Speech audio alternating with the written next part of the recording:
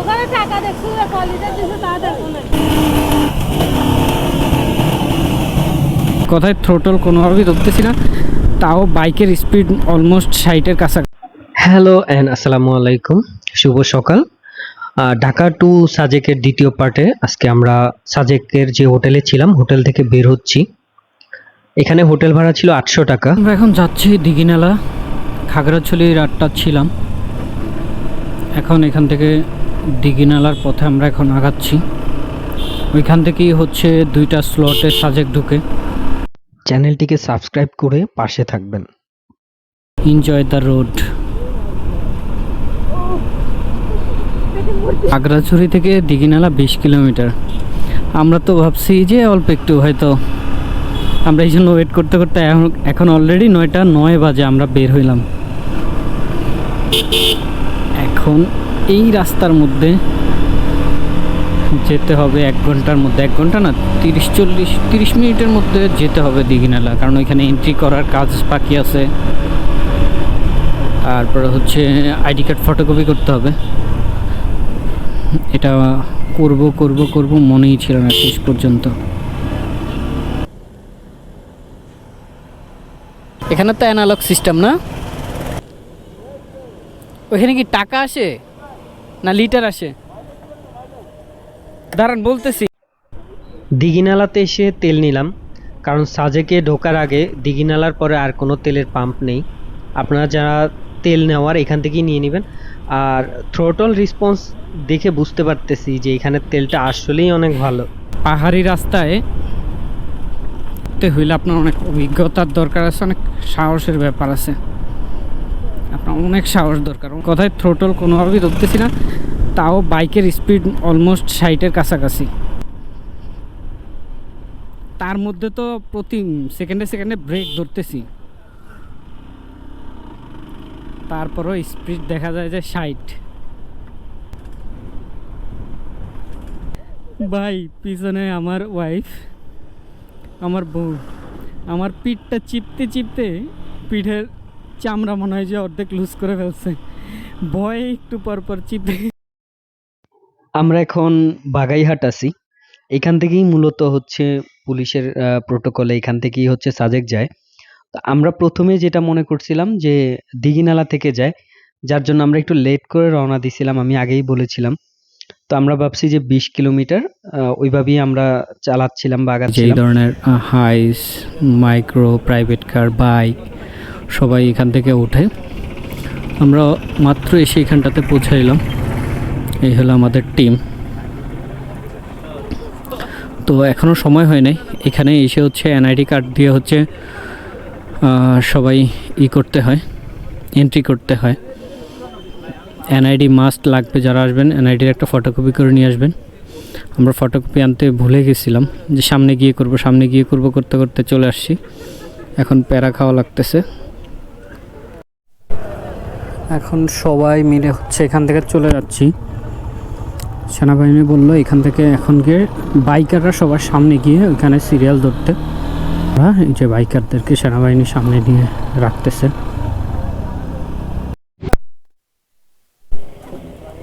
এখনই আমরা এখান থেকে সবাই রওনা দিব। এখনই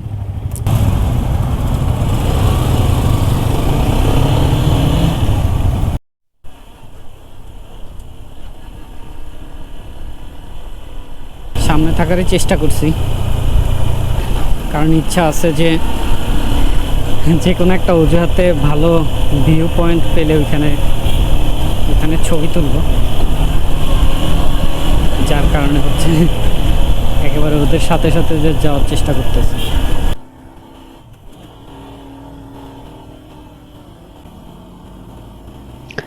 এইরকম রাস্তায় বা উঁচুতে ওঠার সময় নামার সময় যদি আপনার সামনে ভালো রাইডার না পড়ে, তাহলে আমার মনে হয় এটা আপনার জন্য বিপদ হতে পারে। সামনে যেই 2টা বাইকার দেখছেন, একটা হচ্ছে এফজেড আর একটা হচ্ছে এক্সপ্লেড মেবি। তাদের আসলে রাইডটা এতভাবে বাজে ছিল যে সামনে গেলেই দেখতে পারবেন যে তাদের জন্য অন্য কেউ পড়ার অবস্থা অনেকবার হয়েছিল, কিন্তু শেষমেশ তারা নিজেরাই পড়ছে। এখানে আমাদেরকে থামতে বলা হয়েছিল, প্রথমে বুঝতে পারি নাই যে আসলে কেন এখানে থামালো। পরে বুঝতে পারলাম যে এখান থেকে একটা ক্রসিং দিবে।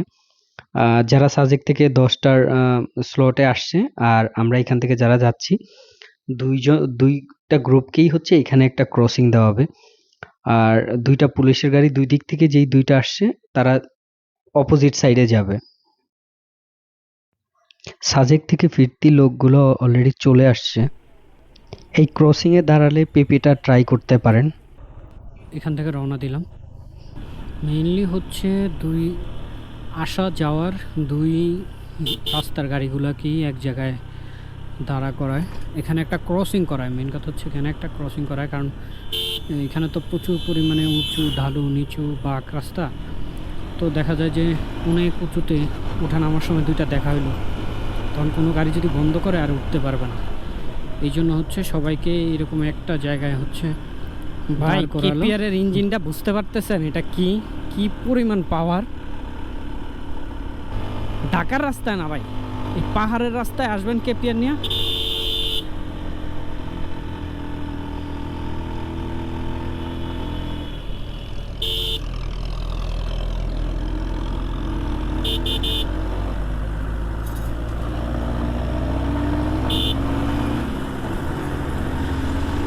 ভিউ ভাই ভিউ।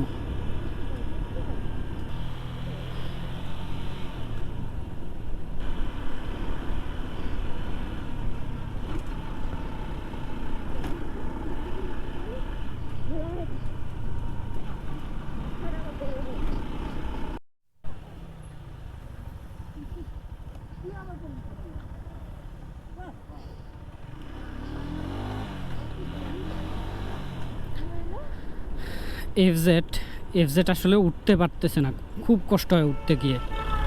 এফজেড নিয়ে আসলে ভালো রাইডার না হইলে এদিকে না আসা ভালো। যারা ভিডিওটা এখন দেখতেছেন তারা বুঝতেছেন আসলে যে এটা কি পরিমাণ ভয়ানক, কি পরিমাণ ভয়ানক। এই রাজ ভাই উঠে না।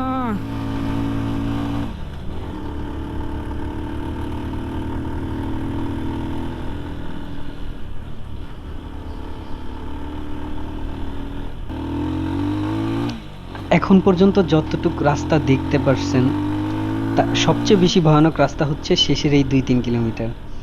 শেষের এই 2 কিলোমিটার মনে হচ্ছে যে না উপরে উঠতেছি, পাহাড়ে উঠতেছি, মানে যতটুকু চালাচ্ছি শুধু উপরেই উঠতেছি। ইসলাম আলহামদুলিল্লাহ চলে আসতে পারছি। গাড়িটাকে রেস্ট দিতে হবে, অনেক প্রেশার দিয়ে ফেলছি, চলে আসছি। এই হচ্ছে এই সিঁড়ি দিয়ে একেবারেই নিচে নামতে হবে। কত নিচে নামতে হবে ভাই? একটুখানি? ওকে ওকে।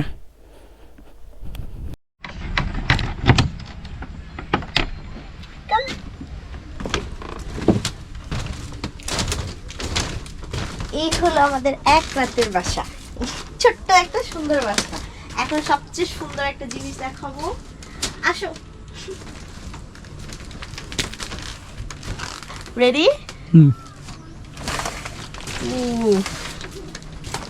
সবচেয়ে বেস্ট।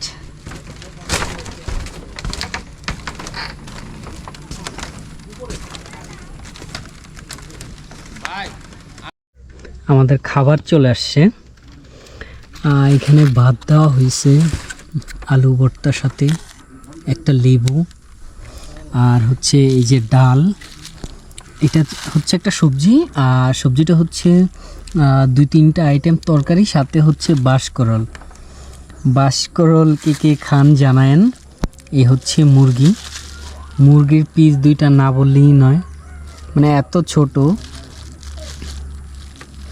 আচ্ছা যাই হোক, তারপরে হ্যাঁ 2টা সবজি, 2টা ডাল, আর মুরগির 2টা তরকারি, ভাত, আলু ভর্তা, টোটাল ছিল হচ্ছে 220 টাকা। টোটাল 220 টাকা। আর সাথে এই রকম ভিউতে বসে আমরা খাচ্ছি।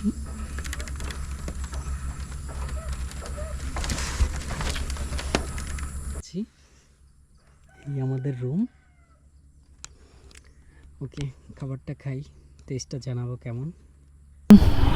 এখানে লুসাইল গ্রামে যাওয়ার জন্য সাজেক আসলে সবাই একটু লুসাইল গ্রাম থেকে ঘুরে আসে। এই গ্রামের নাম কি, লুসাইল না লুসাইক?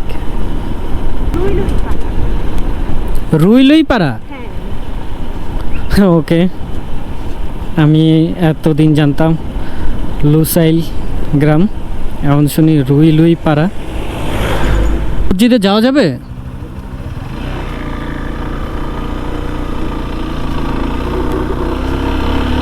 অনেক উঁচুতে।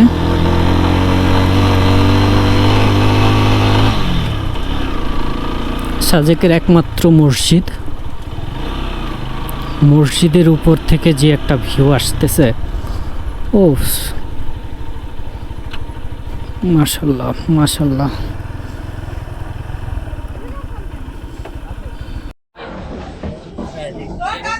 এই সেই লুসাইল গ্রাম,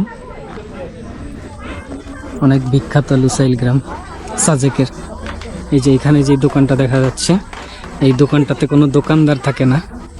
এই যে দোকানদার ছাড়া, কাছ থেকে যদি একটু দেখাই, এটা হচ্ছে দোকানদার ছাড়া দোকান। এখানে হচ্ছে আপনার যা লাগে আপনি খেয়ে শুধু এখানে টাকাটা রেখে যাবেন। এখানে মূল্য তালিকা দেওয়া আছে, মূল্য তালিকা দেওয়া আছে। এখানে সবাই এরকম ড্রেস পরে।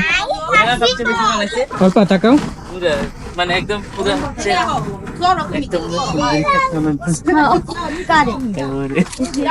দেখে দিকটা তো।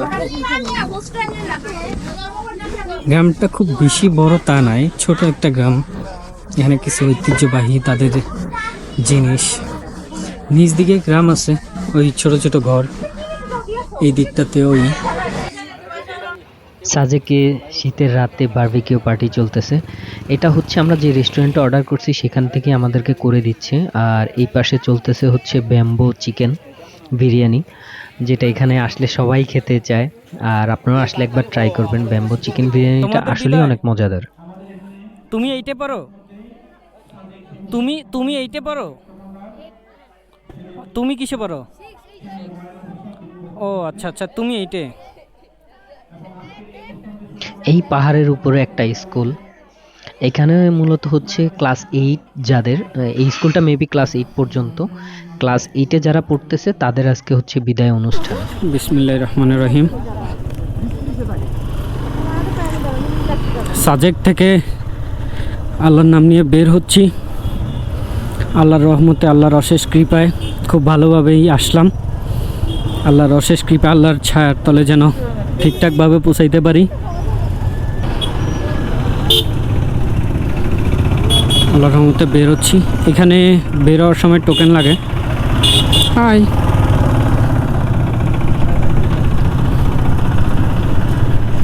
এখানে বের হওয়ার সময় টোকেন লাগে, সেটা হচ্ছে টোটাল 80 টাকা বাইক প্রতি। বাইকের জন্য 20 টাকা, জনপ্রতি 20-20 40 টাকা, আর হচ্ছে উন্নয়ন ফি 20 টাকা। এখান থেকে যাত্রা শুরু। আবার মেইনলি হচ্ছে এই জায়গায় পুলিশ স্কোয়াডে নিয়ে যায়। সাজেক থেকে আগে 2টা স্কোয়াড বের হইতো, এখন একটা স্কোয়াড বের হয়।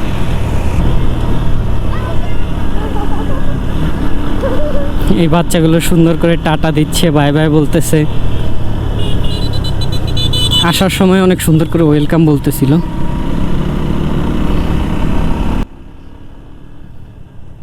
আপনাদেরকে সাজেকের একটুখানি রাস্তা দেখানোর চেষ্টা করছি।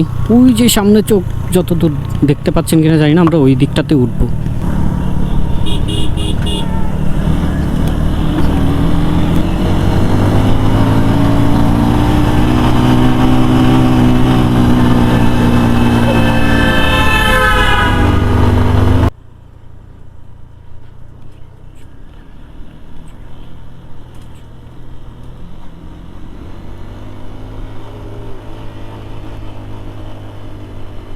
আপনার সবচেয়ে বেশি ইম্পর্ট্যান্ট যে জিনিসটা, সেটা হচ্ছে আপনার হাতের কন্ট্রোল।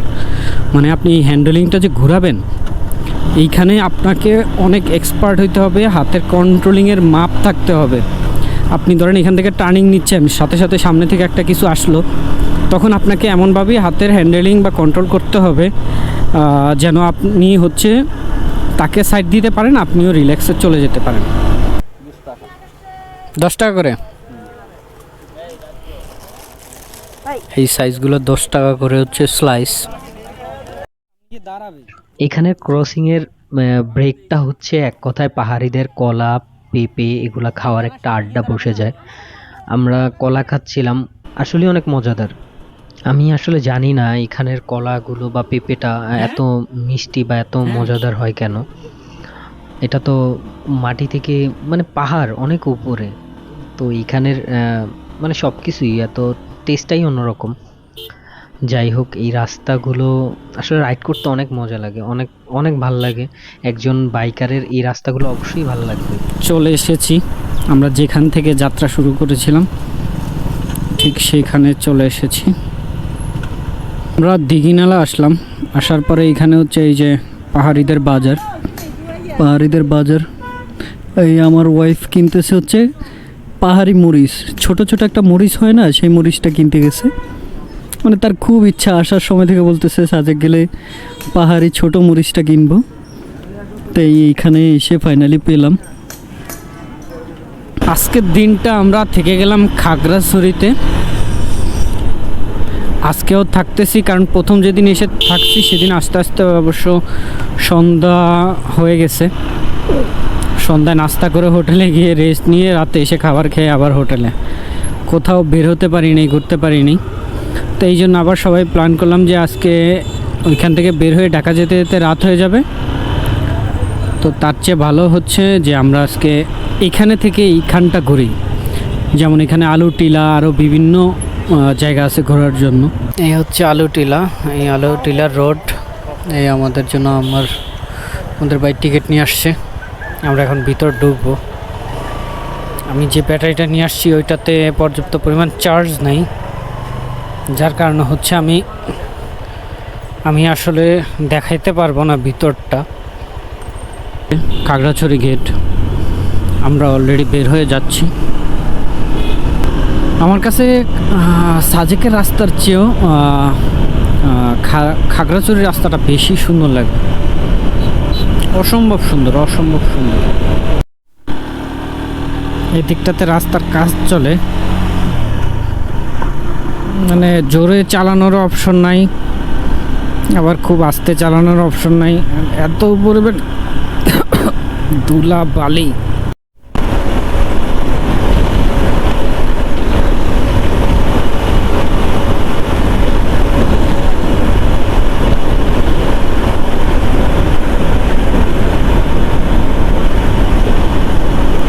আসলাম মাতৃভাণ্ডার। আসলে মাতৃভাণ্ডার, অরিজিনাল মাতৃভাণ্ডার যে কোনটা এটা আসলে আমরা জানিই না। দাঁড়া থাক, একটা জায়গায় গিয়ে একটু দাঁড়া থাকে। কেন চলে যাচ্ছি?